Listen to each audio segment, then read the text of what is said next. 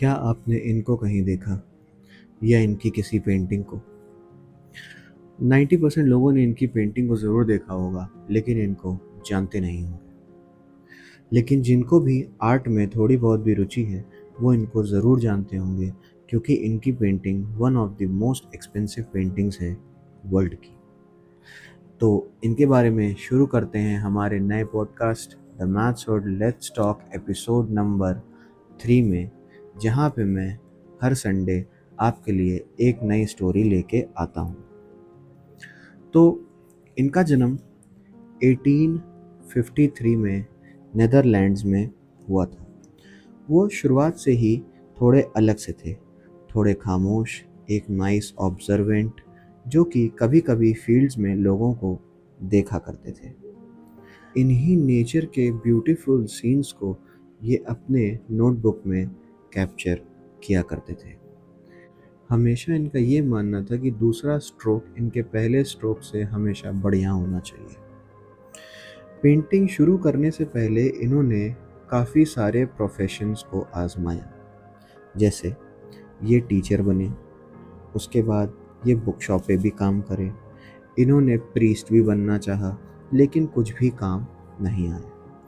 तो 27 साल की उम्र में जहाँ पे लोग अपना करियर बना चुके होते हैं या डिसाइड कर चुके होते हैं, इन्होंने पहली बार ब्रश उठाया। लेकिन इनके भाई थियो ने इनका हमेशा सपोर्ट किया, यहाँ तक कि इनके मरते दम तक। तो जब मैंने आपको बताया कि ये स्केचिंग करते थे, तो ये बड़े होने तक स्केचेस बनाते रहे। काफ़ी दिनों तक स्केचिंग करने के बाद जब ये एक बार फ्रांस गए, तो वहाँ पे इनको कलर्स मिले। कलर्स के मिलने के बाद इनकी पेंटिंग का स्टाइल ही बदल गया। अब ये स्केचिंग के साथ साथ पेंटिंग भी करने लगे, और अब इनकी जो भी पेंटिंग्स थी वो बहुत ज़्यादा विविडली दिखने लगी। ये ज़्यादातर बॉजीज़ के स्केचेस बनाते थे। बॉजीज़ का मतलब होता है मिडिल क्लास पर्सन। 1888 में जब ये फ्रांस के लिए गए, तो वहाँ पे इन्होंने एक छोटा सा येलो हाउस बनाया, जहाँ पे ये अन्य कलाकारों के साथ अपनी पेंटिंग बनाते थे। और वहीं पे इनकी एक one of the most famous painting the sunflowers 1988 में बनी। इसमें इन्होंने ये दिखाया है कि कुछ फ्लावर्स तो बिल्कुल हेल्दी हैं, लेकिन कुछ फ्लावर्स विदर्ड हो गए। विदर्ड का मतलब होता है मुरझाना, जिसमें ये दिखाना चाहते हैं कि लाइफ कभी भी सेम नहीं रहती। जैसा कि इस पेंटिंग का कहना था कि लाइफ कभी सेम नहीं रहती, वही हुआ कि सेम ईयर 1988 में इनका झगड़ा इनके दोस्त पॉल से हो गया। वो इतना भयानक और डिटेस्टेड था इनके लिए कि इन्होंने अपना लेफ्ट कान ही काट दिया। ऐसा क्यों? ऐसा इसलिए ये दिखाना चाहते थे कि अब इनका माइंड इनके साथ नहीं है, और ये एक मेंटल इनस्टेबिलिटी के साथ जी रहे थे। तो इनको आगे जाके एक मेंटल असाइलम में भेजा गया। अपने मेंटल ब्रेकडाउन के बाद जब ये मेंटल असाइलम पहुँचे, तो वहाँ पे इनको एक छोटी सी खिड़की मिली, जहाँ से ये रात में बाहर देखा करते थे।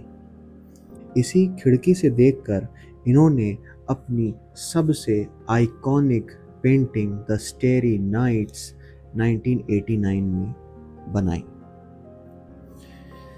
सोचने वाली बात तो ये है कि जो इंसान अंदर से इतना टूटा हुआ है कि वो कुछ सोच समझ नहीं सकता, वो दुनिया की सबसे मशहूर पेंटिंग कैसे बना सकता है। इस पेंटिंग में इन्होंने हवा के माध्यम से अपने इमोशंस को दिखाया, जो कर्व के थ्रू इन्होंने बनाए थे।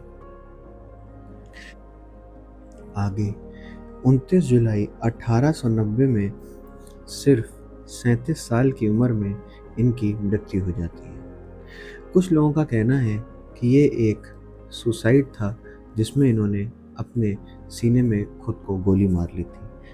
वहीं पे कुछ लोग इसको गलत मानते हैं। मरते वक्त उनका कहना था, the sadness will last forever. इसका मतलब है कि उदासी हमेशा रहेगी, लेकिन ये गलत थी।